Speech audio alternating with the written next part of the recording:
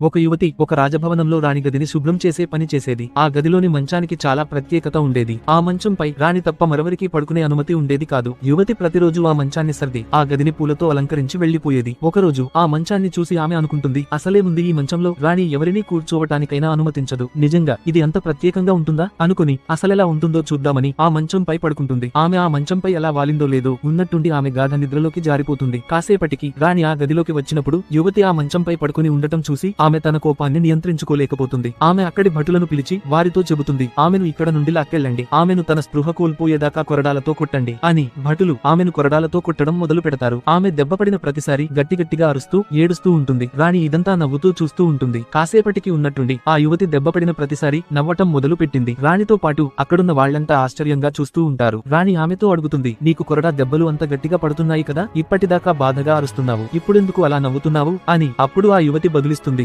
రాణి, ఇప్పటి వరకు దెబ్బ పడుతున్నందుకు బాధగానే అరిచాను, కానీ నాకేమనిపిస్తుందంటే 2 క్షణాలు ఆ మంచంపై పడుకున్నందుకే నాకీ పరిస్థితి వచ్చింది కదా. ఇన్ని సంవత్సరాలుగా ఈ మంచంపై రోజూ పడుకుంటున్న వాళ్లకు రాబోయే పరిస్థితిని తలుచుకుంటే నాకు నవ్వు ఆగట్లేదు అని రాణి ఆలోచనలో పడిపోతుంది.